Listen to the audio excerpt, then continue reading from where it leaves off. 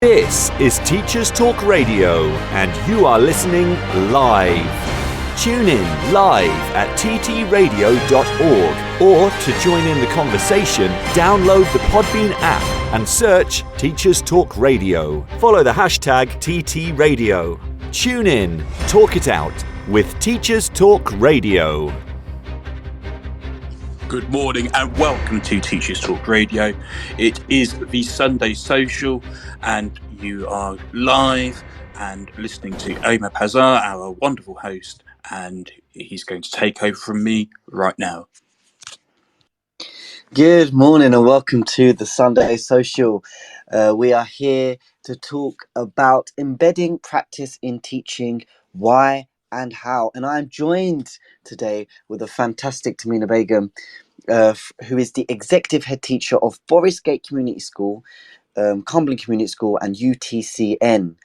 She brings a wealth of knowledge and experience to the table. We're here to be excited about her insights in learning. So please, guys, grab a cup of coffee, sit back and join us for an enlightening discussion on teaching and learning. And remember, we'd love to hear your thoughts and questions, so feel free to join us today on Teacher Talk Radio here right now. Feel free to call in. You just have to send a request if you have something that you feel like you want to talk about. Good morning, Tamina. Morning, Omar. Thank you for having me today. I'm looking forward to it. Thank you for joining. Can you tell us a bit about your background and experience in education, please? So I work for Community Schools Trust and I am primarily based in Forest Gate Community School, but I do oversee, currently I'm an exec head overseeing Forest Gate, Cumberland Community School and UTCN. Before this role, I was head teacher of Forest Gate Community School from about 2019, just before that pandemic hit. And before that, I had various roles within Forest Gate Community School that included head of English, assistant head teacher, deputy head in charge of professional development, teaching and learning, appraisals, all of those things. And I am an English teacher by trade. Okay. Obviously, we're from very different disciplines. I'm a pure science person here. If you had to choose an animal to best represent your teaching style, this is a bit of a weird question here. What would it be and why? Ready. An animal to best represent my teaching style, Omar, did you say? Yes. You put me on the spot there. I have no idea. I mean, I can tell you all the animals that have disrupted my teaching over the years. All right, let me ask you a bit of a different question, just to get to know you a little bit. What's your favorite activity to do outside of school? I like watching good movies, a good theatre show every so often. I mean, I sound really boring and it's something that everybody does, I guess, but I do like to eat nice food outside, you know. I used to, this makes me sound more interesting, but I stopped and maybe I'll start again. I used to weight train. So that was quite good. Oh wow, that's actually quite interesting. Yeah. I don't actually like movies, so I think I'm a bit more boring than you, to be honest. I just can't sit down in the cinema. I just find it a really pointless activity. But that's just me. But I don't mind theatre though. I think that's quite interesting. Good. So let's get on to the topic today. We're here to talk about teaching and learning and all that exciting stuff. And obviously you come with you're like an encyclopedia almost. You come with a wealth of knowledge. So my first question to you is, what are the key elements in a school environment that can lead to an improvement in teaching quality? The key elements in the school environment. Well, I think you need a body of knowledge that includes domain-specific knowledge. It needs the right culture, but when I talk about culture, I mean people doing the right things so that the culture prevails. The right culture prevails. You need a shared language around what you want to achieve as a school, and you need the right people, the key stakeholders to be aligned in the vision. So what I found is sometimes in some schools, teaching and learning might sit with the person in charge of teaching and learning, like the lead, the assistant head or the deputy head in charge of teaching and learning, and it's regarded as their thing, and it's not necessarily echoed or shared by the head teacher or overtly shared by them. And I think that dampens or impedes spreading that right culture across the school. I think it's such an important part of establishing or raising standards in a school. It should be up there with something like safeguarding, which we know is extremely important. But I think it's equivalent to that, because both are absolutely crucial in achieving the right outcomes for our students. I hope I answered your question there. Yeah, that was a fantastic answer. I do want to, Paul, you mentioned domain specific knowledge. Where does this knowledge come from? Like, so let's say you're in charge of teaching and learning. How do you know that the knowledge that you've selected in terms of what the teachers need to know, how do you know that it's the best knowledge and it's going to provide the best teaching quality in your schools? It's a good question, because that knowledge appears to change over the years, doesn't it? We go for a kind of best bets approach, I guess, and being attuned to the best available evidence at that time. And I think that's as far as we can go. That's the best we can do. Evidence is constantly changing. You know, once upon a time, many of us in the audience and beyond will remember certain practices in our teaching that was extremely popular and backed by evidence, and then it transpired it was completely wrong and bogus. And I talk about things like, you know, learning styles, etc. But we talk about being evidence informed, being attuned to the changing evidence or it shifting, and staying attuned to that, really. So in our school, we've got, you know, lots of schools base their teaching strategies on the likes of Rosenshine, Hattie. You know, we look at the work of Dylan William, Doug Lemov, and those kind of people, because at the moment, the evidence suggests that those are the best teaching strategies that allow the best outcomes for our students. But it's important to stay attuned to that. Yeah, thank you. By the way, side note here, but Dylan William was actually like Inside the Black Box was like the first book that I read that like really kind of changed my practice and really I felt like it really moved me forward. Is there any practices that you've used and you've now you look in hindsight and you're like, I can't even believe that I even did that. Like, I can't believe that I wasted my time doing that type of practice at the time. Oh, Omar, if I listed all the things I used to do, it would make me look really bad. So I say this with caution. But what I'm going to put out there is I don't do them anymore, okay? I promise I'm a better person for it and a teacher for it. But just linked to what you said, the Inside the Black Box books was my first book that I was given by my mentor, and he said to return it to him, and I never did because I really liked it that much. Despite that, and that was early on when I was a trainee, I did all sorts. So I did the group work carousel thing where I had to. I was really good at PowerPoint animations, right, when in my training year, and I was obsessed with it. So I'd stay up for hours playing around with transitions, sound clips. I used to do timers on animation. So I taught Holes, a book in English. And if I set a task for, I don't know, 5 minutes, I would have the lizard, which is a feature in the book, move across the screen. And it would take 5 minutes to move across the screen. And I would take the time to explain this to my class. Guys, when the lizard reaches the end of the screen, that's when your task finishes. I thought it was well clever, and my students would watch the lizard for another 30 seconds or so, debating whether it's moving or not. Think about how many seconds and minutes cumulatively lost because of a stupid thing like that. I mean, I had a lot of fun with it, but I think I missed out on a lot of learning over the years because of it. So that was one example. I used to do like thought tunnels. I don't know if you've heard of that, Omar. Thought tunnels. No, I've not heard of that. So I'd get the class up and I would make them stand in 2 rows facing each other and then join arms. And then one person would have to walk through that tunnel and shout out their thoughts as a character. So, they were kind of understanding characterization and things like that. Again, it was really like, it was a cool activity in my mind. But I don't know how much learning was done in that and by how many.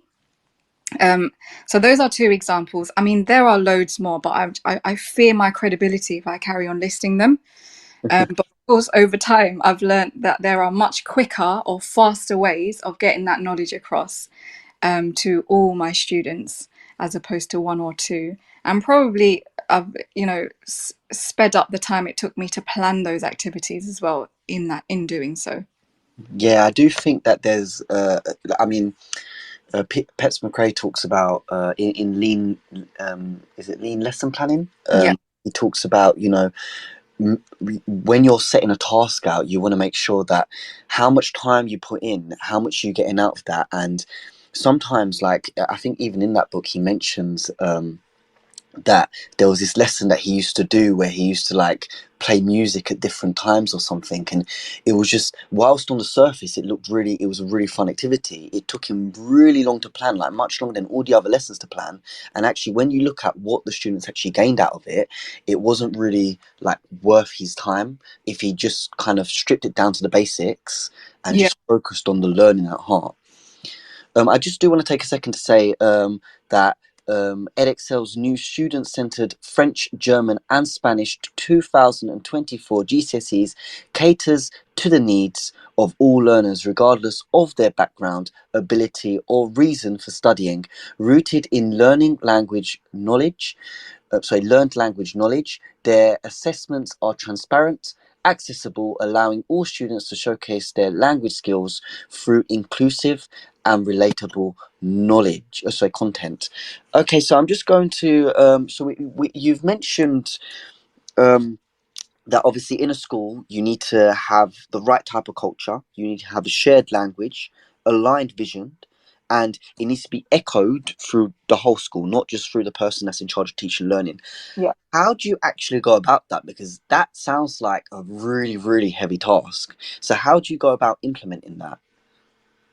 I mean, yeah, it's a comprehensive kind of thought process at all levels, I guess. But I would start off, especially if you're in a position to affect change or affect things from a structural point of view, and those who are leading, that usually they sit in a leadership position in the school and have close proximity to the head. If you can affect things on a structural basis, the other things that you want to achieve, whole school, is a lot easier.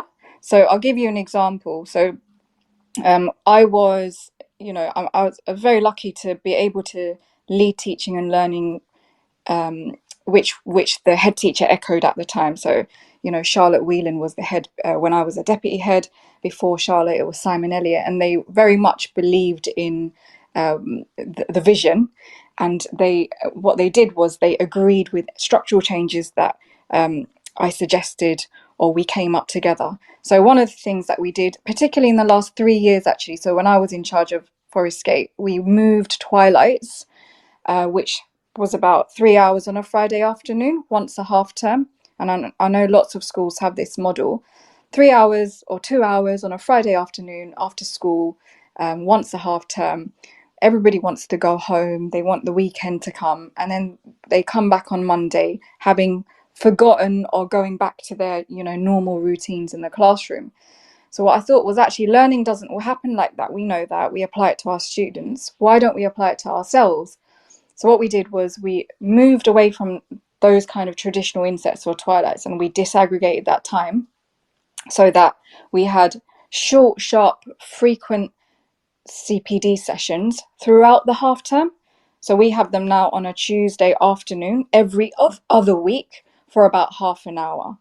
No one minds sitting for about half an hour. We base each session on a very specific strategy that is based on our evidence-informed framework that everybody is aware of and has agreed to. And that half an hour goes really fast because we talk about what that strategy is. It's very focused. We look at what a good one looks like. So, we're creating those mental models of good. We discuss high frequency errors because we're normalizing the fact that, hey, we're all capable of falling into those errors because that's just the way our jobs are. But also it makes us more conscious of not committing them. And the last 15 minutes, we get up and we practice that specific strategy that we've talked about. So it's a safe space. There's rehearsal there, which is a key mechanism of an effect of what makes good professional development programs, according to the EEF. And then we go away and we do it in the classroom. And so on a structural level, that's quite important. So I always say, if you can affect things on a structural level, it means that you allow more time to focus your energy and your attention as a school and as stakeholders in the school on the right stuff. So one of the other things that we did on a structural level as well is, re-looked at the meetings that we have across our schools. Are they all really, really important? Are some meetings easily done in a bulletin where you're communicating kind of admin bureaucratic things? Can we realign some meetings to be more teaching and learning focused instead of disseminating information?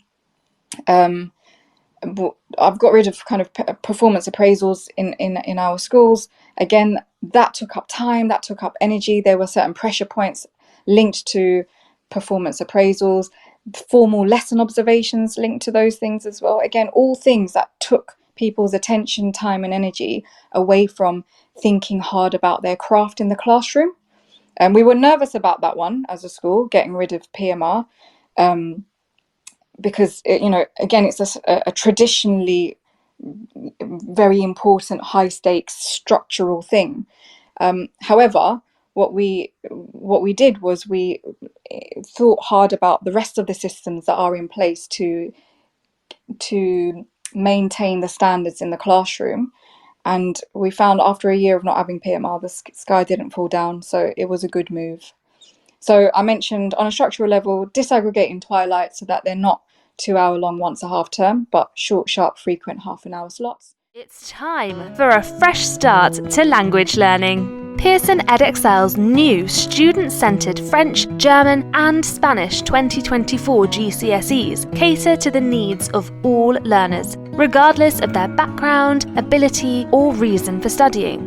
Rooted in learned language knowledge, their assessments are transparent and accessible, allowing all students to showcase their language skills. Through inclusive and relatable content, the new Pearson EdXL MFL GCSEs build a shared cultural capital that helps students develop an understanding of and appreciation for the wider world. Find out more at go.pearson.com/MFL GCSE 24. This is Teachers Talk Radio, and this is Teachers Talk Radio News.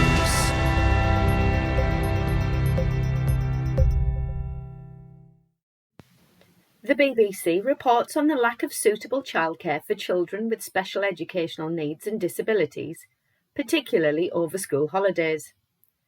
The report features data from the charity Quorum, which shows that only 1 in 20 councils in England say there is enough childcare for SEND children during school holidays. In some areas, including London and Yorkshire, there were no councils with sufficient childcare available.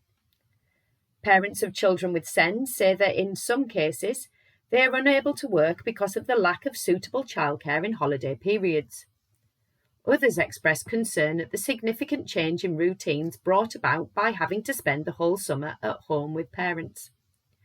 Quorum conducted similar surveys in Scotland, where no councils reported having enough childcare for children with SEND. Similarly, in Wales, there was a lack of adequate provision, with only 5% of councils saying they had enough suitable places. In a different survey by Contact and the Disabled Children's Partnership, covering 1,800 parents of children with SEND, 9 out of 10 said they were not able to find a suitable holiday club or activity. While there is a legal duty in England for local authorities to make sure there is sufficient childcare available for parents who want to work, up to 14 years and extended to 18 years for parents of disabled children, it does not have to be paid for by the local authority. This means even where childcare can be found, the costs can be prohibitive.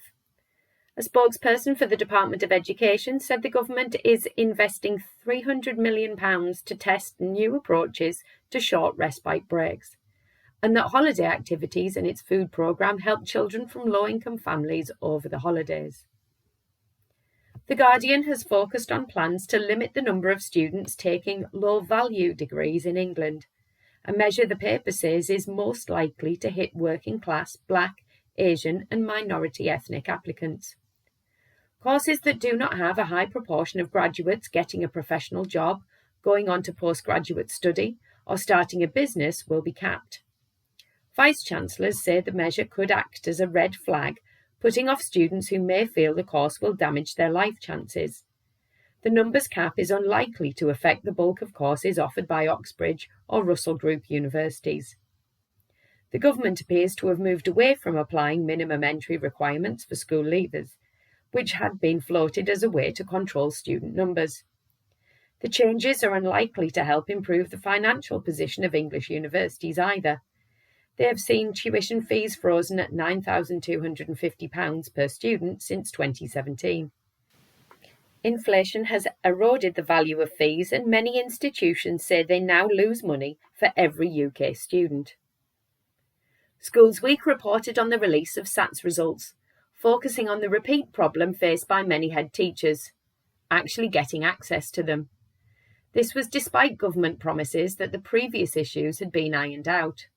Multiple error messages appeared, and when many tried to access the primary assessment gateway, they got messages which included one saying that the system was currently unavailable due to planned maintenance.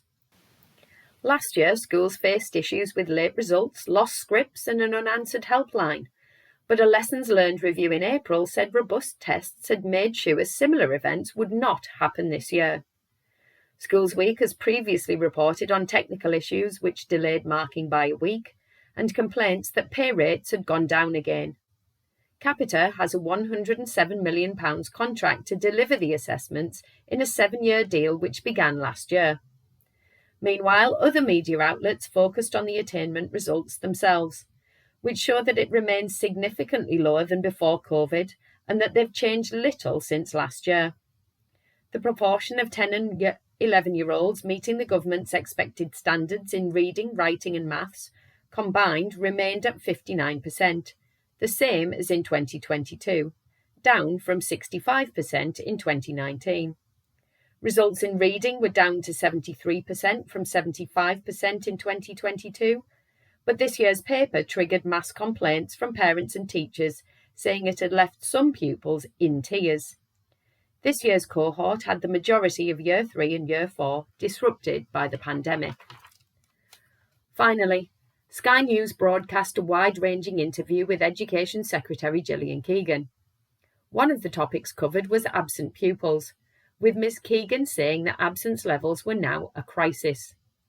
She went on to say that she would pick them up myself when asked the best way to tackle the issue. When questioned as to whether collecting pupils was a good use of school leaders' time, she said, "They do have a duty. We all have to play our part. Sometimes you have to go to the home." However, a spokesperson for Number 10 did not repeat Ms Keegan's comments, but did state different schools will take different approaches. Ms Keegan's comments have been met with derision from many teachers who took to social media to point out that it was just one more thing teachers and school leaders were being asked to do. This has been your Teachers Talk Radio News with Joe Fox. This is 2 Minute Tech with Steve Woods, your tech briefing on Teachers Talk Radio.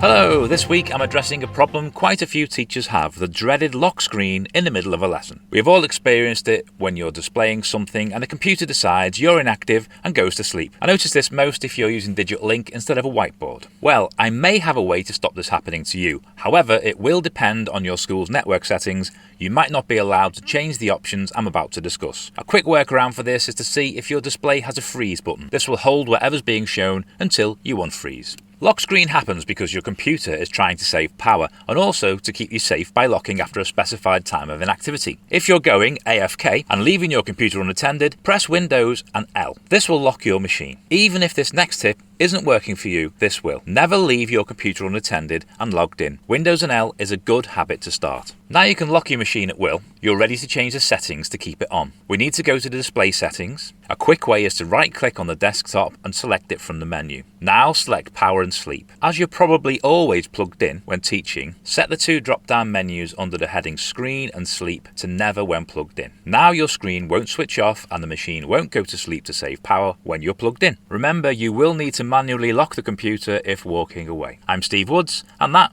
was 2 Minute Tech. 2 Minute Tech with Steve Woods, your tech briefing on Teachers Talk Radio.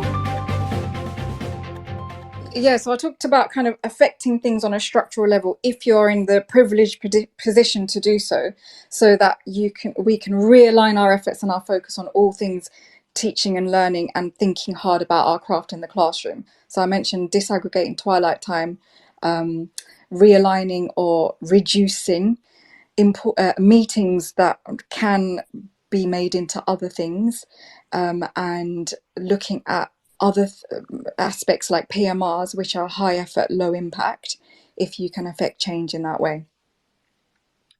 You said something and it really struck a chord with me because I was literally thinking the same thing like 5 weeks ago or something like this. Like, when it comes to education, when it comes to how people learn, like a lot of teachers are basically experts in this. Like, we know how people learn, but it's really weird because when it comes to CPD, is like, or even on a personal level, like when it comes to your own CPD in terms of how you want to like research and find out more about education, is like we don't follow the same steps. Like, we know how people learn, but we don't follow the same steps. So in a traditional kind of inset day, it is a long, like 3-hour-long session.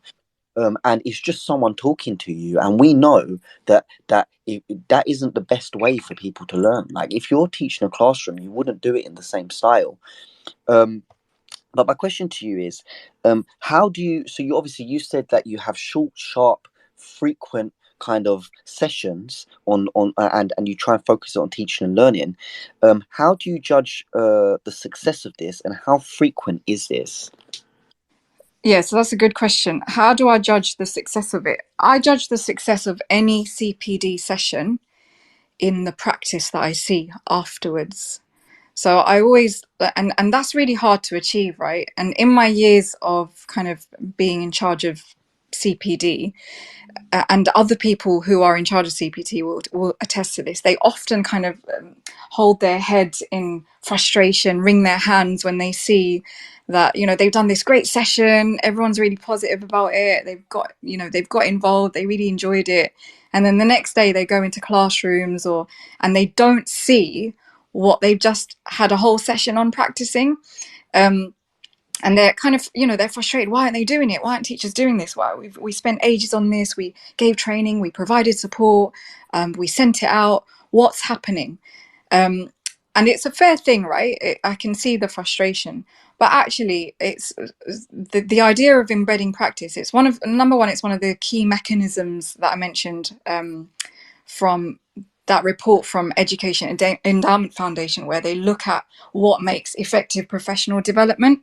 They talk about kind of building knowledge, managing the cognitive load, revisiting prior learning, which is what you just mentioned, Omar. Like we learn like students learn. It's in the science of learning isn't specific to young people. We all learn like them, and so we should think about how we're disseminating that knowledge, not in 3-hour sessions, but in the way that we will learn. The other mechanism they talk about is motivating staff. So thinking about setting and agreeing goals, providing information from a credible source. That's why we've got an evidence-informed framework. We should look at what the evidence suggests. The third mechanism that I talk about is developing teaching techniques. So thinking about kind of your instruction, your modelling, the rehearsal that I mentioned, the social support. That's why we sit in teams and we practice together. And the last one, which in my opinion is the hardest one to achieve, which links to your question, Omar, is embedding practice. How do we move from what we receive in training to what we're actually doing? And in the report, they talk about how to embed practice, providing prompts and cues, action planning, thinking about how you monitor, and prompting context-specific repetition. So I look at that in the context of, your subject specialism. And I always say, and I think about myself, the success of my CPD is what I see in the classroom. If I'm not seeing it in the classroom, I've not been successful. I could have done an amazing PowerPoint and been really energetic on stage, but that's nothing if I don't see change in the classroom. However, we can't expect to see that immediately. What we need to think about is, okay, what are all the different things that you can do to embed that practice? It is not good enough just to deliver a session. What's your follow through? What midweek nudge are you going to send out? What great practice are you going to capture really quickly to secure success early and often, which is one of the levers of motivation that Peps McRae talks about? What's your monitoring like? Are you going to pick up on something that's not gone quite right later on after someone's embedded that into their practice? Or are you going to be really quick and quietly pick that up and provide the support that's needed? And that can't be done by one person. It's got to be done by a core team of people who can help you embed practice in those different ways. Okay, I just wanna mention here that we have quite a few listeners. If you do want to join the conversation, feel free to send a request, and we can open the mic for you. You said that you changed the school on a structural basis, and then everything kind of fell into place. Why might other schools not have the power to do this, or why might they not be doing this? Well, I think they are, the only thing that I can guess there is, different things. What I mentioned earlier, if your head or your leadership aren't aligned with this vision of teaching and learning and affecting change in the classroom and your craft, they're not aligned with that in a meaningful way, meaning they're prepared to change things that aren't quite working or could be better, then it might be difficult. So if in my experience, I was able to move Twilights to disaggregate them over time because those above me agreed with it or said, hey, Tamina, you know what, it could be a really good idea. Let's try it and see how it works. But I guess that won't happen if those who can support you affecting change like that can't see that or are afraid to make those changes. Having said that, though, it's not impossible to affect change on a classroom level if you don't do those things structurally, but it will be harder. Thank you for that. I just want to just say that Edexcel's new student-centered French, German and Spanish 2024 GCSEs cater to the needs of all learners, regardless of their background, ability or reason for studying, rooted in learned language knowledge. Their assessments are transparent, accessible, rooted in learned language knowledge. Accessible, allowing all students to showcase their language skills through inclusive and reliable content. I did want to pull back on something that you said. You mentioned shared language. Why is shared language important in teaching and learning, and how does it contribute to the quality of teaching? It's an interesting one. Shared language is important, right? Because I'll give you an example. If I said something like, I was giving feedback, right, to your lesson, Omar, and I said, Omar, if you, and it was a really great lesson as it is. One thing that I noticed was if you, if when you gave that instruction, next time, make sure that you tell the students how to do that task. Meaning, did you want it in silence? Did you want it in groups, in pairs? And you need to tell them how long to do that task for, because those things weren't clear, right? That took me about 15 seconds to tell you that bit of feedback. But if I just said to you, Omar, when you did that task, you needed to make your means of participation clearer. In a school where everybody understands what means of participation means, which is how you do a task, so how long it takes, the condition, what the task actually is, you know it immediately, you understand it. So I took means of participation. It's a term from Teach Like a Champion. But what it means is, number one, it speeds up what you're trying to say. When you say something, those who share that language know exactly what is expected of them. They know what it means. It takes far fewer seconds. But secondly, because it's a shared language and we all understand what it means, there's a sense of in-group. You know, it's the language we use in our organization. We know what we're talking about. And that kind of in-group idea links to, you know, ideas about belonging and motivation, which links to that as well. So I think that's quite important. Motivation, belonging, and all of those things link to well-being. And actually, when we're talking about our craft in the classroom and what we do as teachers, what is the thing that we love doing above all else is being teachers, you know, being with our students in the classroom. And so all of those things for me are really intertwined, and there are key levers in that we can pull to affect the right things. Thank you for that again. Now, you have a huge, let's say, I mean, in your case, you have 3 schools that you're currently overseeing, and obviously that contains not only a numerous amount of staff, but also a numerous amounts of students as well. So you mentioned motivation. I think it's got to play a huge role in this, right? Because you have a whole body of people that need to be motivated to do what you're essentially asking them to do. So my question is, how does motivation factor into quality teaching, and what are some effective ways to motivate both the students and the staff in a school? What was the first question, Omar? Sorry, I wasn't listening like a bad student. I didn't check for understanding. How does motivation factor into quality teaching is the first part of that question. Right, so if I start off with the mechanism of motivating staff that I mentioned earlier from the EEF. So they say, you know, setting and agreeing goals. The evidence suggests if you can set a goal that is linked to time and location, you are twice as more likely to achieve the thing that you set out to do. It's probably why the majority of us don't achieve our New Year's resolutions. We talk about it, but we don't really peg it to time and location. They talk about presenting information from a credible source. So I mentioned, you know, the evidence-informed framework or ideas from credible sources like that. And they talk about providing affirmation and reinforcement after progress. So do we capture people doing the right thing fast and share that and therefore reinforce that?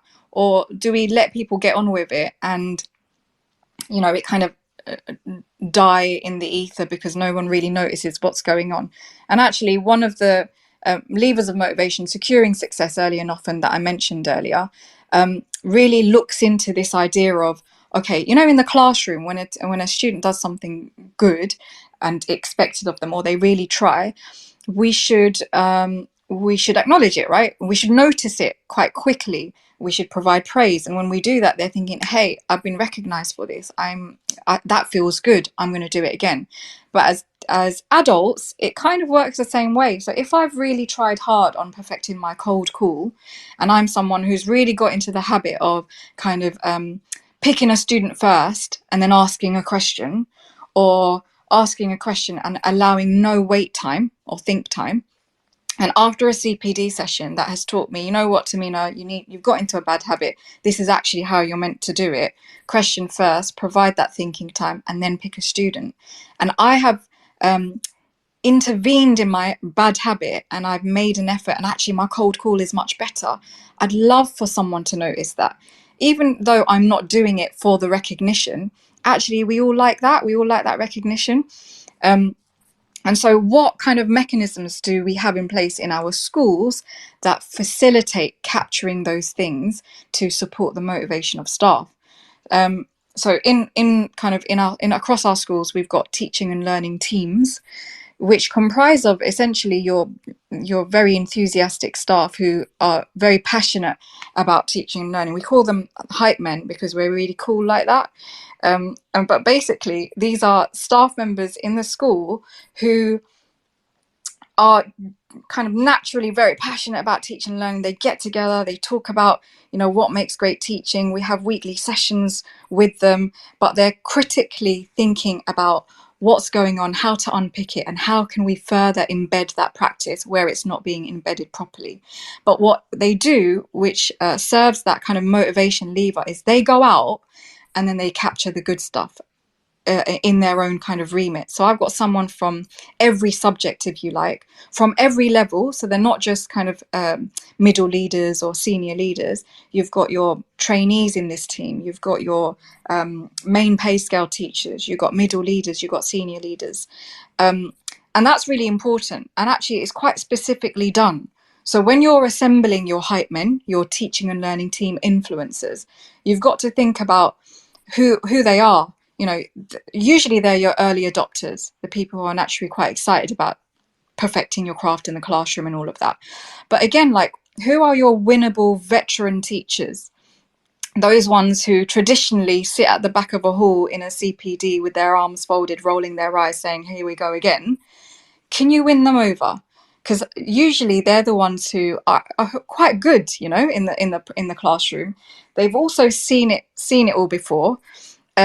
They bring a lot of value to the table, but they're cynical, and they need the right person or people to win them over, to say to them, "Hey, you've got a lot to add here. You're very influential, and we can learn from your practice." Who are they? Can you win them? Who naturally gets excited about teaching and learning? These are your champions that you need to assemble. And when you do, what you've suddenly got is a team who can go out and among their own teams capture the good stuff, the people who are perfecting their practice and deserve that recognition. And when they do, they need to share it. Not wait until the next CPD session, not wait until the next twilight, which is a half a term later. They need to capture it in the moment there and then. So we've got a good culture of kind of those team members and their colleagues capturing short snippet video examples of a really good cold call or really great example of intellectual preparation, backwards planning for a lesson, or whatever it is that we've just had a session on whole school and on a department level, and they share it on a WhatsApp group that we have. So I've got the pleasure and privilege of being a part of 5 WhatsApp groups, teaching and learning WhatsApp groups across our 5 schools. And all day long, I'm seeing just incoming short snippet videos of amazing efforts for perfecting our craft in the classroom. And that is infectious because someone else sees it and think, "Oh, isn't that great? So-and-so is being recognized." You feel really happy for them. But then you're also thinking, "Hey, science are getting a lot of praise here. I want English to get the same. So I'll go away and look out for really great English practice based on a session that we've just had as a school. And then I'll capture that and I'll share that."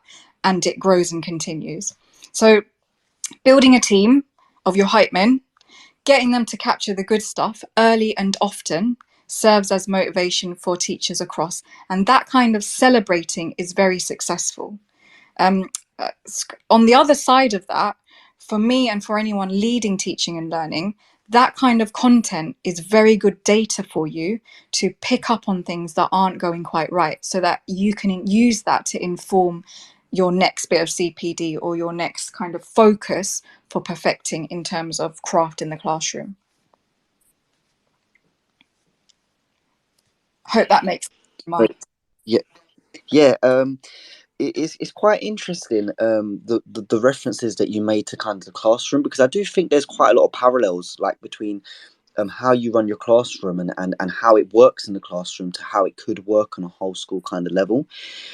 You've mentioned Teach Like a Champion, and obviously there's so many routines that you can embed across the school level to make sure that all the teachers are kind of doing the same type, have the same type of routines, and in motivating staff, one of the aspects that leads to motivation is actually people feeling, good at something. It actually does play a huge role in people being motivated. If they feel like, okay, yeah, I can actually do this, that does create an intrinsic motivation to keep at it.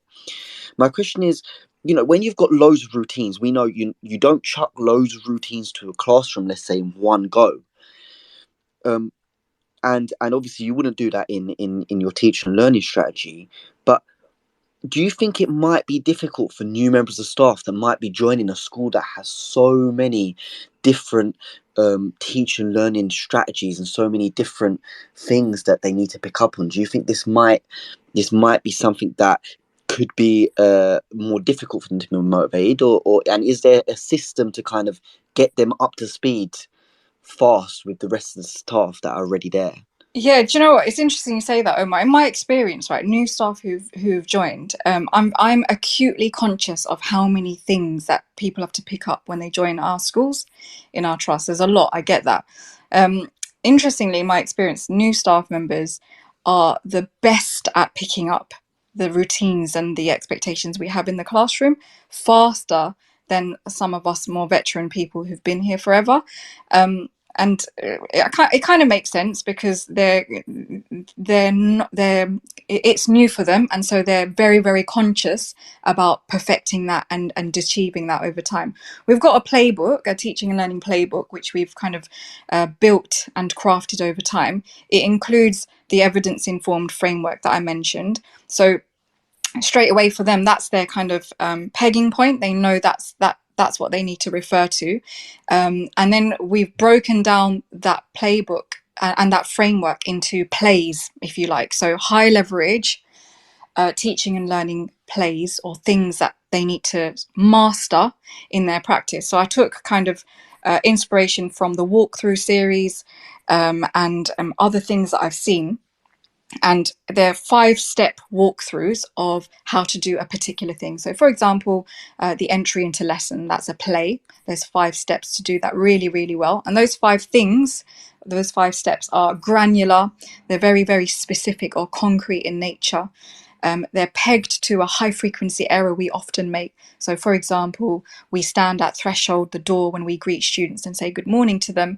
The high frequency error we might make as a teacher is we don't stand at the threshold because we're busy loading up our PowerPoint at the front of the classroom, hidden behind a computer. And so I've kind of designed it based on high frequency errors, the opposite of that, what that looks like. And it has to be really concrete. So it means someone who is kind of trying to master that play can coach themselves, so they can identify for themselves, oh yeah, that's the step that I missed this time that I did it. I'm going to really focus on that next time. But it also facilitates coaching of others. So if I'm an instructional coach for someone else, it makes my feedback to them really meaningful and achievable because I'm basing it on those steps in those plays that I mentioned. So yeah, it's a lot. But what I've tried to do, and I think what is a sensible approach, is look at your kind of high leverage basic routines, whether that's behavioral routines or instructional routines. If you can focus on those when you begin, you're doing kind of 50% of the work, because most other things will come together or be put in place if you master those kind of basics of a classroom. I cannot think about domain specific like subject knowledge, the how well my explanation is, or how good my live model is, if I am having to think about that child who's speaking in the front or that kid at the back who's thrown a chair at the other one. And so mastering those kind of basic level behavioral instructional routines is really important. Yeah, I think that's a very good point. Although throwing a chair across the class is quite extreme. I think no one could concentrate in that type of Yeah. environment. We have Fabian Daruk, who's made a comment in the chat. Guys, feel free to make comments if you if there's something that you wish to add. Also, you can always request to join as a speaker. It says it's actually addressed to you, Tamina, and it says, I heard your points raised. I agree that if we are leading CPD and the audience returns to existing or negative habits, it indicates the effectiveness of our CPD. We must be honest with ourselves by following up on how our CPD is used afterwards. So he's very much in agreement there. And I do have to say that I think, again, it's akin to when you check for understanding as a teacher as well. If I'm a teacher, I need to check for understanding to make sure that the students have understood what I've just said. And in the same regard, if you're running CPD across a whole school, and you need to check, have they actually understood by seeing it in practice, in person. You've mentioned that you have a playbook, and I think essentially what you're saying is it kind of follows a hub model of leadership, which is where there's one kind of thing that everyone can follow and refer to, and it doesn't lead to a broken kind. Like if you follow a linear model, one person says, and by the time it goes all the way down to the teachers from the person at the very top, it kind of is a completely different message Yeah. to I mean, it yeah, was it originally. standardizes quality. Like, I don't want to go back to the days where someone gives you feedback, right, based on something that they've seen in your classroom, but it's you listen to that feedback and you think, where has that come from? It's not based on anything. Who are you? You question their credibility. You can totally tell that this person is in a bad mood, or they don't like you, or those all kind of that used to exist back in the day, didn't it? And it depended on who it was, what time of day it was, what part of the week it was, whether it was mock season, all of those things. And actually, if you can realign that and make sure that feedback is meaningful, and the only way to make it meaningful is make it objectively linked to evidence and a shared framework that everybody has agreed to and invested in, you are standardizing a level of quality that everyone deserves. Yeah, 100%. Now, obviously, we've been looking at stuff as a whole kind of school, and in this particular case, a multiple school kind of mindset. But obviously, in one school, there's different subjects, and these need very specific kind of CPD, subject specific CPD. So, what role does a department CPD play in let's say meetings or in your teaching and learning team, and how does it contribute to the professional development of the teaching staff? So it's a really important factor. The best kind of CPD is when it is subject specific. And we've kind of, the trust has been on a bit of a journey with that. So, a good few years ago, we did start off with an evidence-informed lesson framework that allowed there to be a kind of a real shared language. Everybody knew what we were talking about when we said certain things. We very much used techniques or strategies from Teach Like a Champion. It was just easier, people understood what we were talking about when we said certain terms. It allowed us, as a result, to focus on what I mentioned before, bagging those basics, those behavioural and instructional routines, getting our entry, our exits right, being seen, looking, standardising the time it took to do things like turn and talk and paying attention and all of those things. What that meant was, once we'd mastered that, and by the way, we haven't mastered it, it's an ongoing process, but once we'd got really used to that and it was an embedded part of our practice, it freed up time for us to think really hard, therefore, about our subject and how we can improve our subject knowledge and our delivery of that subject knowledge.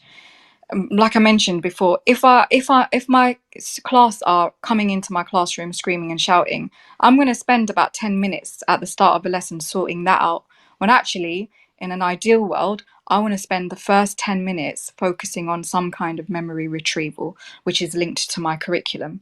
So we had to, it's a journey. So we had to kind of bag those basics first, really support and embed those routines that minimize the what of the how of learning and maximize the what of learning, which is our subject. And so now what we're really focusing on, and we've done it for the last couple of years, is intellectual preparation, which is basically thinking hard about our lesson delivery in a subject-specific context. So we've had the model of whole school CPD, where I mentioned we focus on a strategy, we get up and we practice it, etc. But those sessions are then followed by a department meeting. So in that department meeting, that whole school strategy will be re-looked at in a subject-specific context. And the head of department would lead that. So that empowers our middle leaders, those who are driving our curriculum and our outcomes for our students, and their leverage that they have over their departments and their teams. We've kind of notched it up a bit with this idea of intellectual preparation, where we take one very specific aspect of our curriculum, something that is traditionally really hard to teach, or we notice a lot of high frequency errors in that subject. So for example, in English, we've noticed that English teachers have really different ways of unpicking a key quotation, or in a large team with varying levels of expertise and experience, English teachers for a given topic might pick quotes that might not be the highest leverage quote to pick for something that they're meant to teach. If we want to align that, intellectual preparation session is a really good forum to do that. Because what I'll do if I was leading that session is pick the best quote or best thing that I know traditionally could be aligned better, and then I would teach the team how to deliver that thing. In science, Omar, what is traditionally a really difficult topic to teach in science? Oh, you put me on the spot there. I think it does depend on the subject specialism of the person. Like, I might particularly find equilibrium quite a difficult, with Le Chatelier's principle, quite a difficult lesson to teach, because I'm not actually a chemist. But someone else might find, for example, conservation of momentum quite a difficult concept to teach, if they're not a physicist, for example. Right. But even actually as a physicist, that is quite a difficult topic to teach. Great. Actually. So you've picked two there that actually, when I've spoken to scientists before, they've mentioned those things. Another one they've mentioned is electrolysis.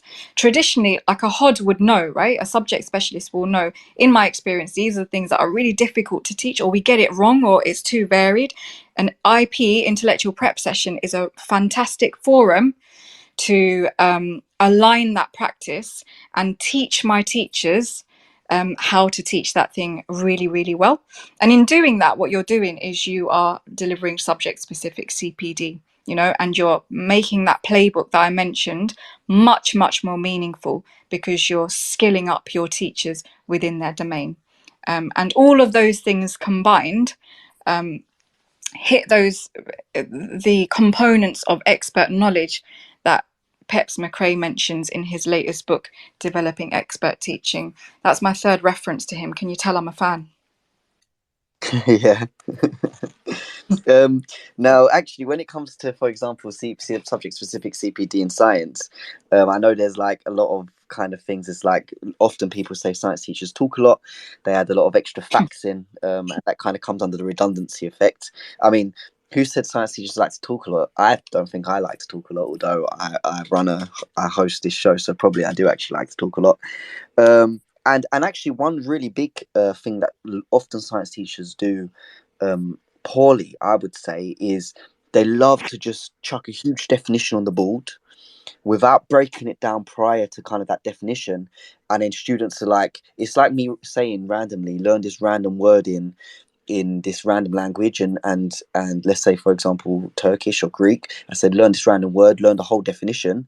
Okay, what is it? What does it mean? It's like it's difficult, and I think it's very important to have subject specific CPD for that particular reason. You've mentioned the term intellectual prep, and just for those people that are listening, there might be a few people that don't actually know what that means. Could you just tell us what that term actually means? Yeah, so I took it from someone. I can't remember who I took it from. And most of the things that we do, I've stolen it from somewhere. But essentially, it means thinking hard about your lesson delivery in a subject-specific context. So, kind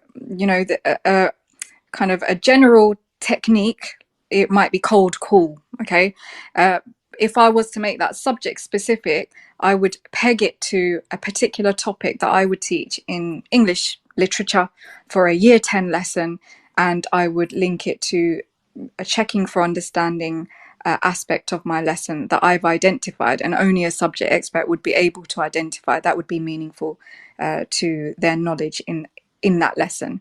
So basically making those whole school routines and strategies subject specific, but how you would deliver that in a subject specific context. Okay.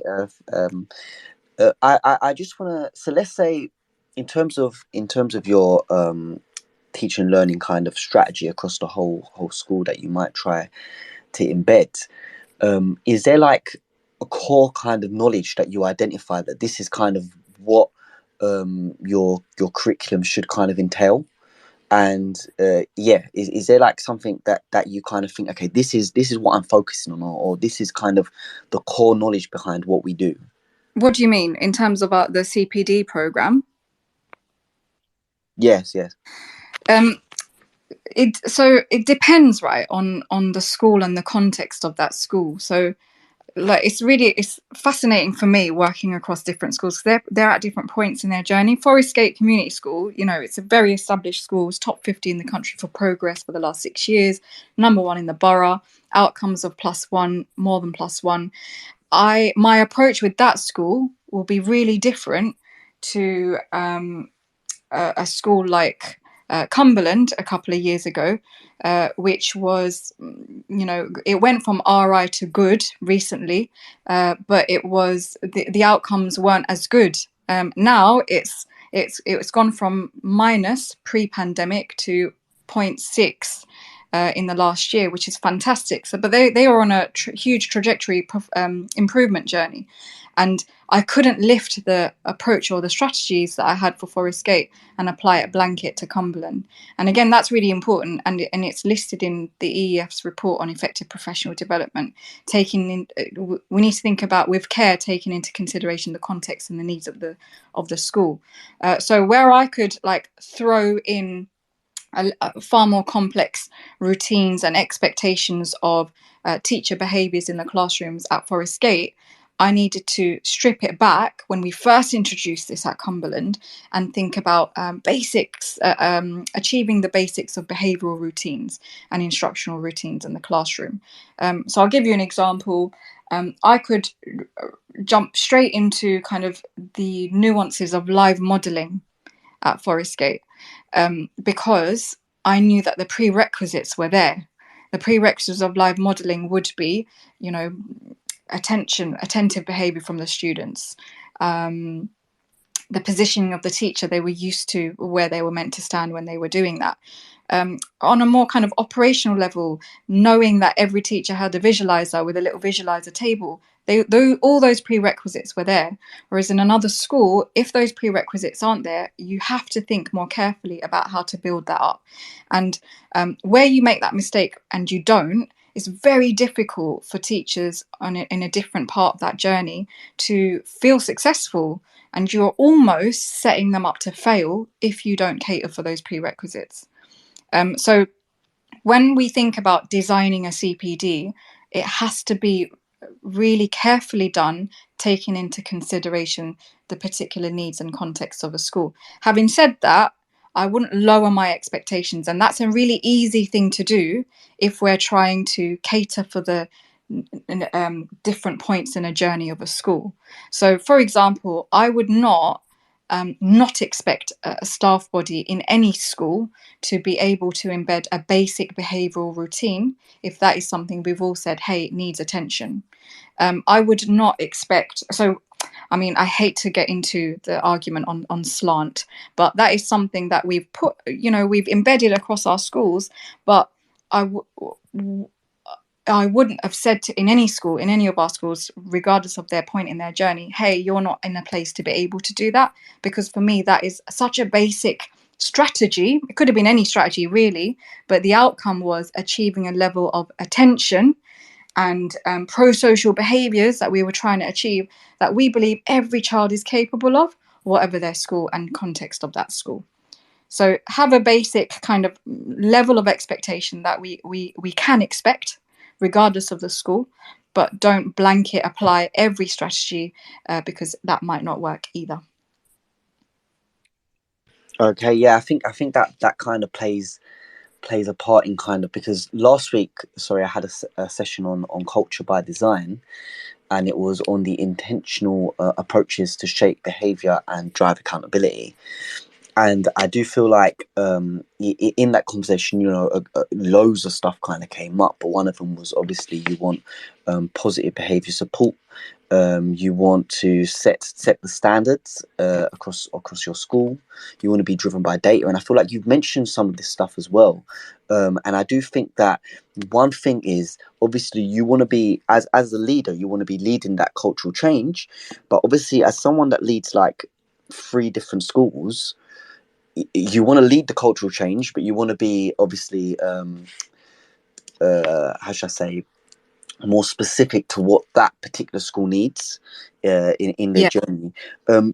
Do you ever look back at, let's say, for example, you look at Forest Gate now, do you ever look back at, let's say Cumberland now, and you're like, okay, this school is 2 years behind Forest Gate, or this is exactly where they are, and this is what they need to do to get to there, and you kind of see the same journey? And is it always, I guess my question is it always clear cut? Like, is it always smooth sailing, or is there sometimes bumps in the road like that you didn't expect because like Forest Gate might have a completely different culture to, let's say, Cumberland, for example?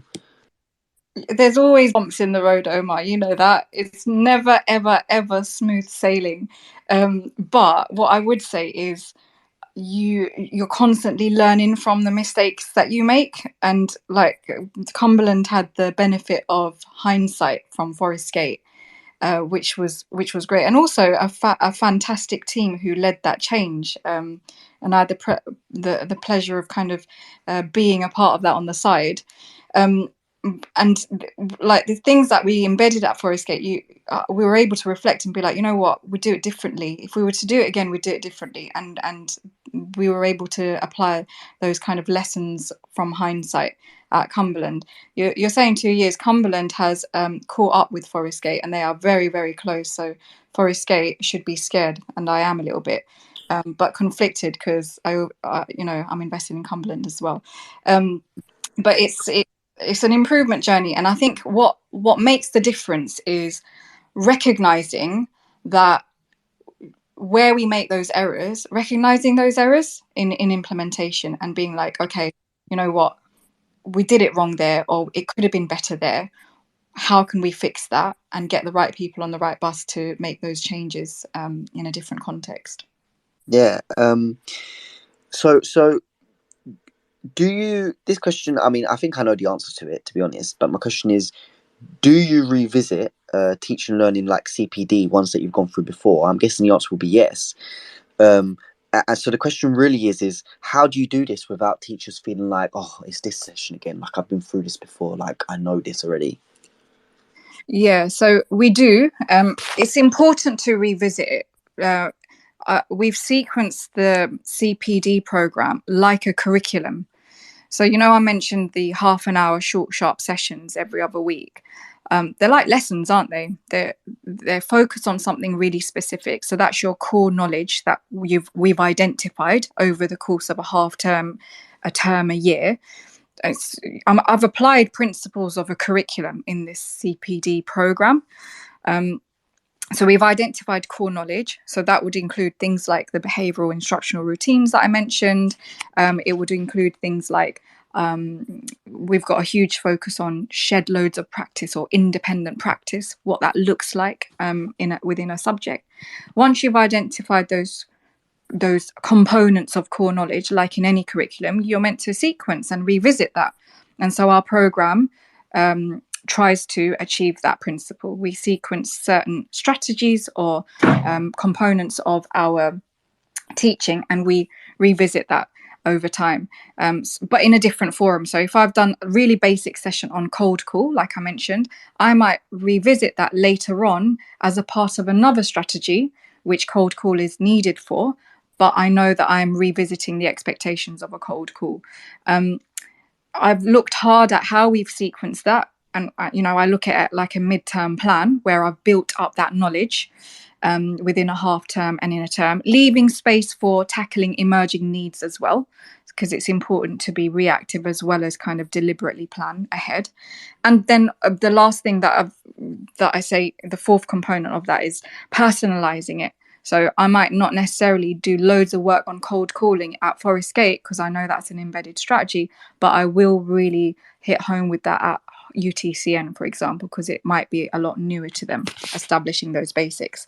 So once I've kind of established those core curriculum principles as part of my CPD curriculum, I've got my teaching and learning hype men, my influencers, who will go out and capture great examples, give those nudges to their teams, celebrate success early and often, pick up issues early and often, and tackle them.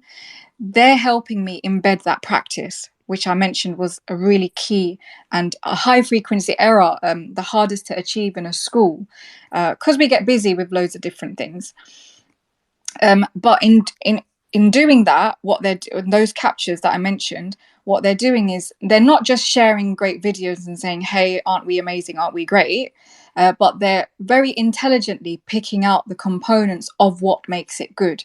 So it's really quite specific. And those are granular things that we would provide feedback on. So, for example, we've got an I Love How series.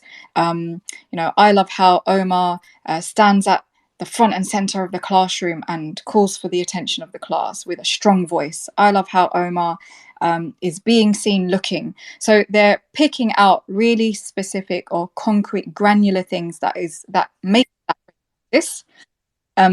It's quite developmental in doing so, but it also means in doing that task, that activity itself, it's practicing how to give really good granular feedback. And it means when we do want to step in and perfect practice that might be slightly imperfect, we can do so in a meaningful way. And that's where we have live coaching, which is another really key part of our strategy to embed practice. And I know you've had a session on live coaching, but essentially we applied the principles of hospital residency, which I read in Get Better Faster by Paul Bambrick-Santoyo, which I highly recommend if listeners haven't read it. And I only wished I'd read it as a mentor or when I was training back in the day, because it would have made me a much more better practitioner, faster. And what he does is he likens hospital residency performing their first surgeries to what we might do in the classroom. And he mentions like two premises that they base their work on. Premise number one, a patient's life is of the utmost importance in medical care. So a teaching doctor, they can keep that sacred, but whilst also training residents by simply stepping in when needed. And the second premise is of accelerated development. So by stepping in and coaching in the moment, the experienced doctors are able to deliver more feedback to their residents, and the residents get better faster. They fix their mistakes, they become experts quickly. And I guess on the operating table, that's not a luxury, but a necessity. And what Bambrick-Santoyo says is, what if we in teaching had to honour those same two premises of residency? And it ends up looking really similar, actually. So premise number one, actually, a student's life is of the utmost importance. And, we can keep that sacred whilst also training our teachers by stepping in when needed. And the second premise remains the same, our accelerated development. By stepping in and coaching in the moment, we're able to deliver more feedback to our teachers. Our teachers are able to get better faster. They can fix their mistakes. They become experts quickly. And surely when it comes to students learning, it's not a luxury, but a necessity. So we've worked really hard on, understanding these premises, these ideas. We quote that famous quote from Dylan William: "Every teacher needs to improve, not because they're not good enough, but because they can be even better."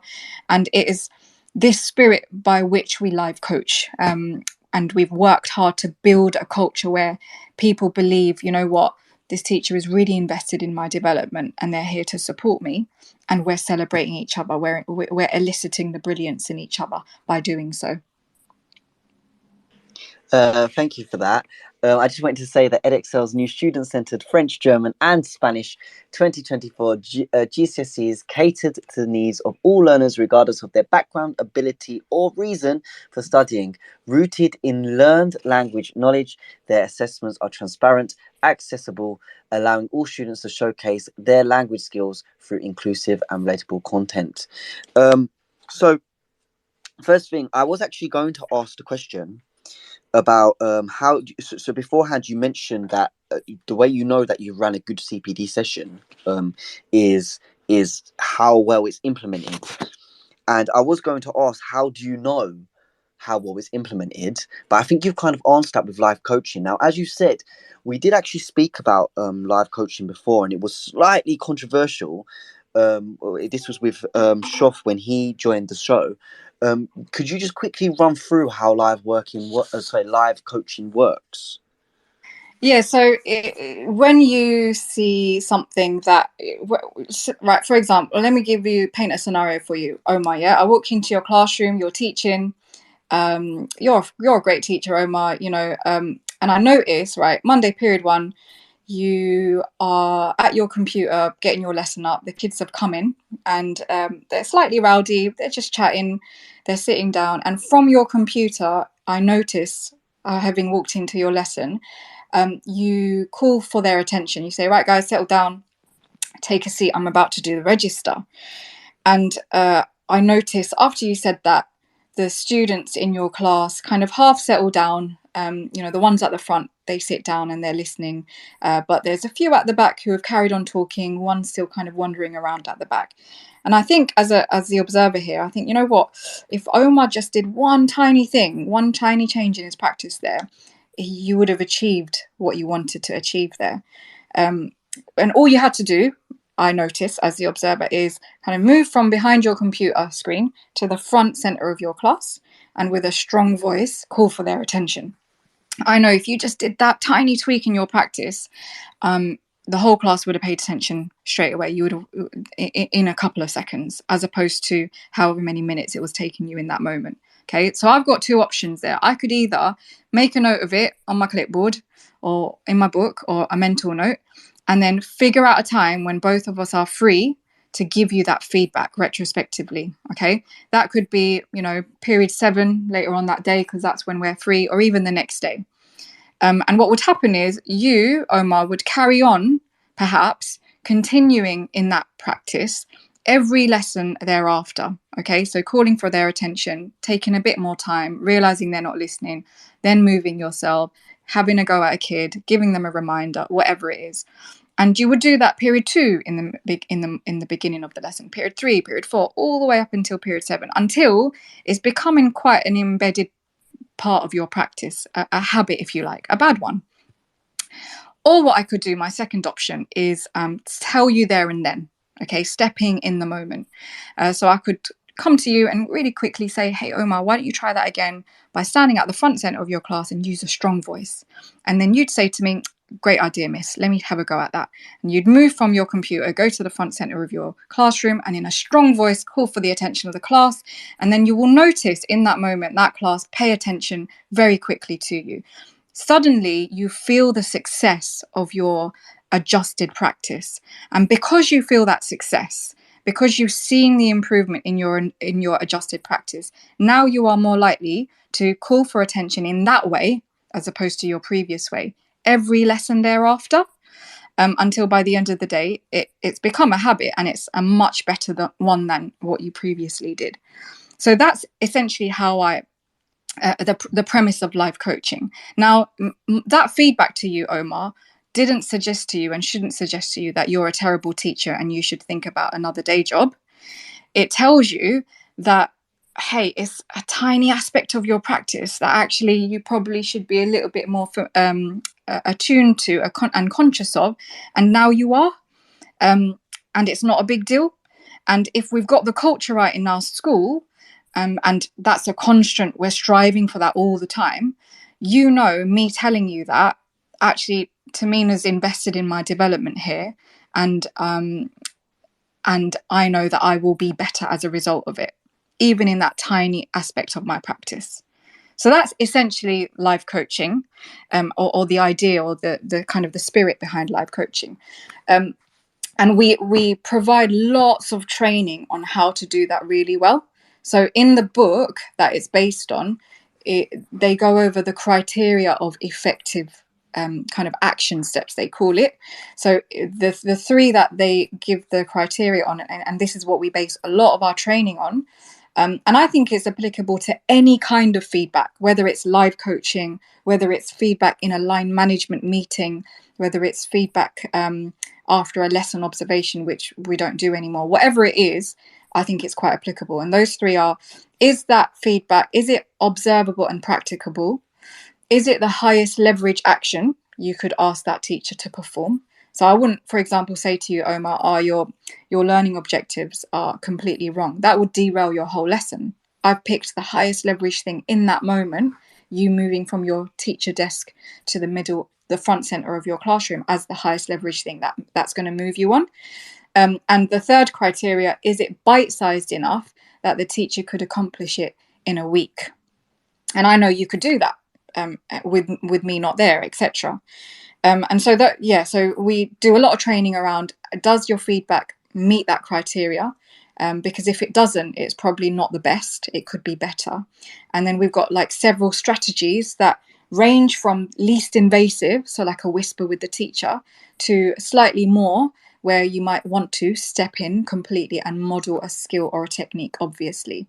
And again, we discuss and we practice which strategies we would apply to which kind of teacher, practice, context, situation. And that is a spinning plate. It is every week at every level, as often as we can, because we're determined to get the quality of feedback right. And it's really important to establish that. Thank you for that. I just want to.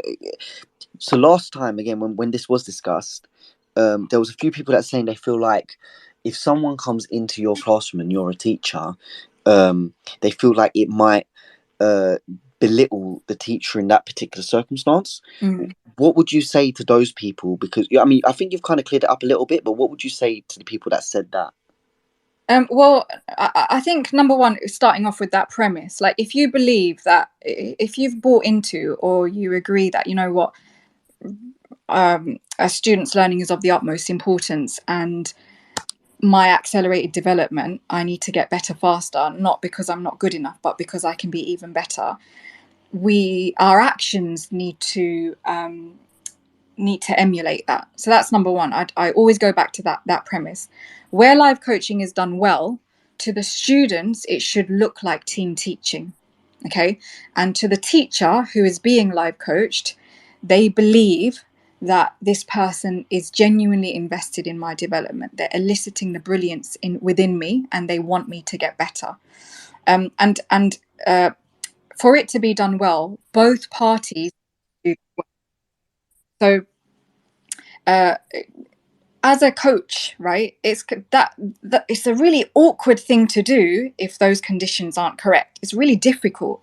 And when we first did it across our schools, and I remember having those feelings, I didn't want to step in, because I was really worried about the teacher feeling undermined. I didn't want to upset them like that, even though I believed in the spirit behind what we were doing. I believed in those premises. But from the teacher point of view, again, number one, they might feel undermined, fine. But if they received it in the spirit with which it was intended, it all becomes so much easier. So Omar, if you said to me, if you live coached me and said, hey, Tamina, did you notice you a little bit more invasive, yeah? So you jumped into my lesson and you said, oh, miss, I noticed that you asked for silence for this next task, but some students are talking. My reaction to that is equally important here, right? So I could either be really awkward about it and think, oh my, he's trying to derail this lesson and he totally thinks I'm a rubbish teacher and he's completely undermined me. And my reaction would really show that. Or I could pick pick up on that cue from you, believing that you are invested in my development and you believe my students' learning is of the utmost importance. And I might react and say something like, oh, thank you so much, sir. I didn't notice that. And then attend to that, what you've just picked out. Okay.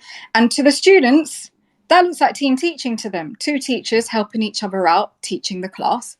But between us, me and you, we are both invested in those students learning. And between us, we've now made that teaching, my teaching and their learning slightly better in doing that. Now, that's the utopia here. That's what we want to achieve, right? But if your feedback to me was a bit rubbish, Omer, it wouldn't achieve that. And so I talk about spinning plates a lot. And on the side then, the training for you to give me good feedback like that is really important. And that's an ongoing endeavor at every level.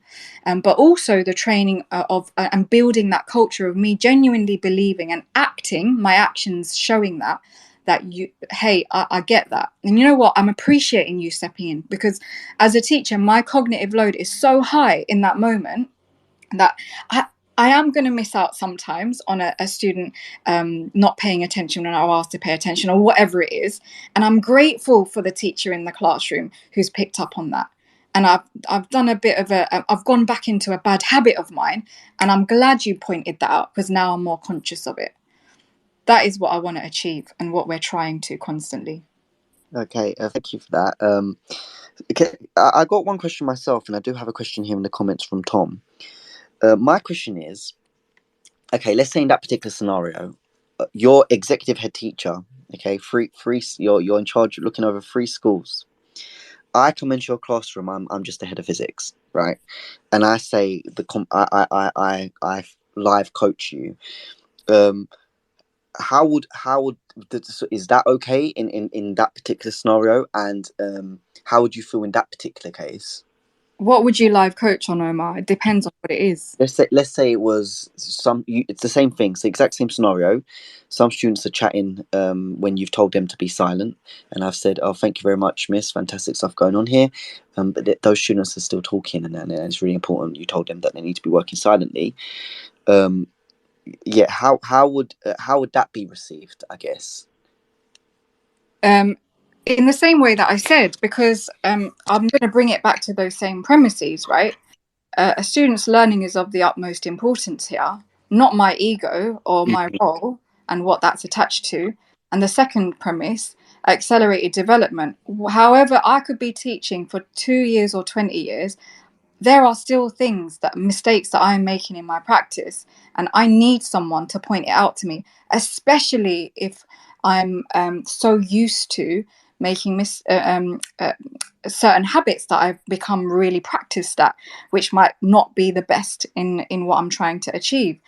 I think sometimes in teaching we become it's in many ways, and I don't mean this in a bad way, it is quite an egotistical profession. We are the center of the classroom. We like to speak. We do like to hear the sound of our own voices. We do like to talk. And in some schools, the culture is such that if someone steps into your classroom, and I used to work in a school like this, you would look at them like, how very dare you? This is my space. You didn't ask me permission to do that. And actually, we do need to move ourselves from the center a little bit. It is about the students, and any space where students are learning, they are at the center, and we need to be in a space where we are able to receive that feedback, and that will make us better in our craft. I was reading this really interesting article the other day, very long article, but fascinating, called Personal Best by Atul Gawande.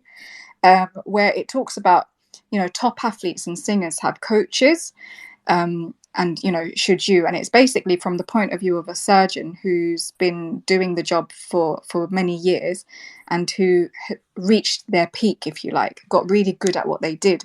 And they discuss actually, they plateaued in their performance or their practice. They weren't getting any better after a number of years.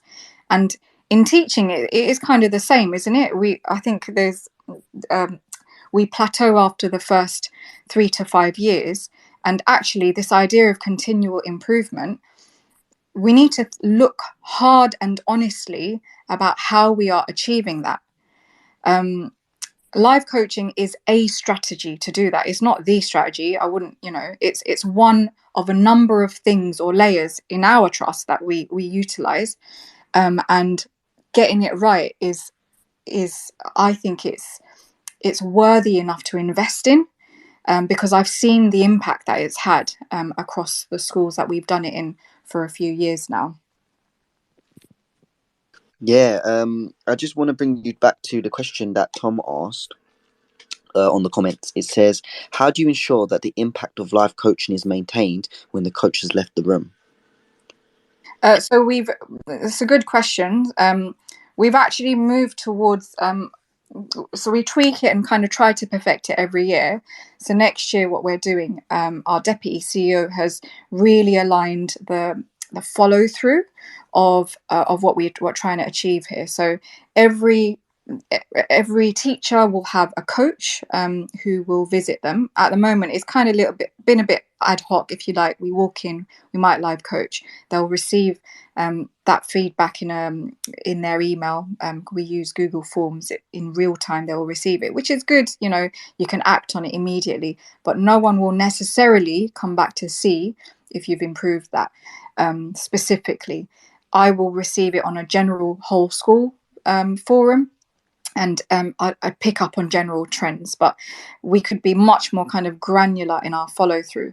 So what we're now looking at is a system where, on a subject specific level, I will have an English specialist who is assigned to me as a coach, and they would visit me 1 week, live coach me, and they would come back and see if I have perfected that practice, achieved that action step that they provided me the following week and thereafter, and they're assigned to me for the term or the year, depending on emerging needs.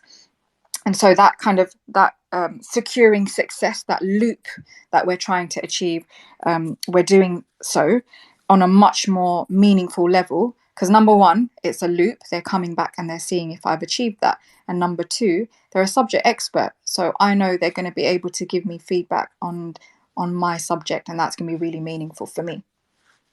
Yeah, that sounds very good. I'm going to move on away from the topic of live coaching now. My question is, what does, because obviously our whole kind of show is on embedded practice. So what does embedded practice mean in the context of teaching and learning, and why is it important?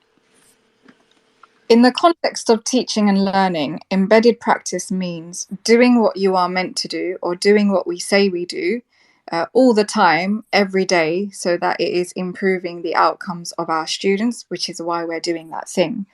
To achieve that is really, really difficult, because lots of other things get in the way, like a sudden national worldwide pandemic, or Ofsted suddenly coming in, or mock season where we're drowning under marking, impending deadlines. All of those things that we can't necessarily control do get in the way of keeping the main thing about the main thing, which is perfecting our practice in the classroom to impact the outcomes of our students.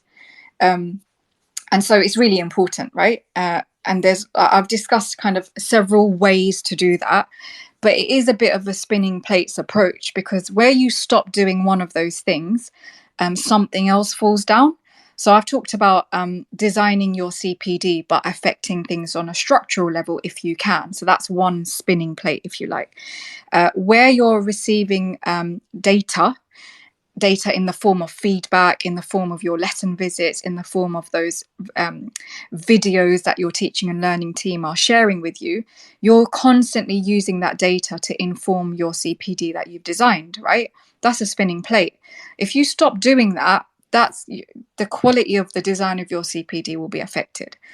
The other spinning plate I mentioned was your hype men team. You're assembling that teaching and learning influencer group who will capture the great practice, but also pick up on things that aren't quite working, and do something about it. Okay, if they stop doing those things, that's going to affect embedding practice. That's going to affect, therefore, the design of your CPD. You can't, as the person leading it, do those things yourself at all. It's absolutely impossible. Your hype men, your team are able to do that for you because they've got leverage in their own teams. They've got influence, and they can be in lots of places at once. You stop doing that, things fall down. Okay. The training on good feedback I mentioned today, the making sure it's bite-sized, concrete, observable, highest leverage. If I don't train my team who are providing that coaching or that feedback on those aspects, on the criteria that makes feedback meaningful, they will end up giving rubbish feedback. They will end up giving feedback that is not bite-sized, not actionable, not the highest leverage. As a result of that, bad feeling will incur. People will be demotivated. They will be feeling left disillusioned, not buy into the spirit through which we're trying to do these things. Their practice won't become better as a result of it. So you can see how that spinning plate is really important, the training on the how. Monitoring. So I haven't spoken about monitoring, but all of this kind of feedback, what you're getting from your team, the embedding practice, the training on the how, all of that is data for you if you are leading teaching and learning. That data you are monitoring constantly because you're using that data to evaluate and act on. So, for example, mid-year, I'll give you an example. After the pandemic, after those 2 lockdowns, we came back. Live feedback is a key strategy we use across our schools, giving feedback in the moment in the classroom, feedback that is pegged to the curriculum that we've established for our students. We don't take books home retrospectively, Mark. We do it in the moment in class. It was quite well established at Forest Gate. I wasn't really worried about it. When we came back after the lockdowns, I suddenly noticed that none of our teachers were doing it, simply because we were completely out of practice. It wasn't part of our habit, our routines anymore. And I quickly realized, actually, we need to retrain. We need to get back and establish those habits again. So being able to have that freedom and that structure where we can evaluate and act quickly with emerging needs is another spinning plate. But I can't do that if I don't have the data to inform my acting quickly on that. So all of those things, I think I've listed about 6 there. Those are spinning plates. It's a constant endeavor to achieve. And if one drops, the others will be impacted. And so doing that, it sounds like a lot, doesn't it? But it's about identifying all your touch points through which you can do that. And so I'll mention that and then I'll stop. So what do I mean by touch points? Touch points are opportunities in your week, days, months, half terms, whatever it is, where you can communicate and affect change and culture and expectations at scale. Okay, so I always do this exercise where I kind of talk about leading, teaching, and learning. How many touch points can you identify in your school where you can affect change like that or communicate what you expect? I can list about 15 in one school, for example. You've got things like you might have a briefing, staff briefing, first thing on a Monday morning. That's a touch point for you to affect change or establish those expectations or give those nudges that we mentioned earlier. You've got department meetings, you've got leadership group meetings, you've got middle leader meetings, you've got mentor meetings, all of those kind of forums. You can establish standard items where you're getting people to talk about the right things. You've got nudge emails. I mentioned those WhatsApp groups. That's another touch point. If you've got kind of certain publications, teaching and learning publications, I know lots of schools have that. That's a touch point. Staff bulletins, a touch point. A midweek email, that's a touch point. There's loads that if you identified correctly and you deliberately planned for those are all forums through which you can spin those plates and not run the risk of dropping one of them and then other things being affected. Okay, thank you very much for that. We've just gone slightly over. I was actually going to ask a question to say, can a hype man be too hyped? But I'll skip past that for now. Never, Omer. Not if this right. Thank you very much for the discussion today. We've gone over so many things. We went over culture, we went over shared language, we went over aligned vision, we went over Twilight's We've gone over motivation for teachers and for students. And I just want to say thank you, everyone that's come and joined. Thank you to Mina for joining the conversation. And I do wish you guys a very good end to your weekend. Thank you, everyone. Thank you. Bye. You've been listening to Teachers Talk Radio. Tune in live and listen back at ttradio.org. We look forward to hearing from you next time on Teachers Talk Radio.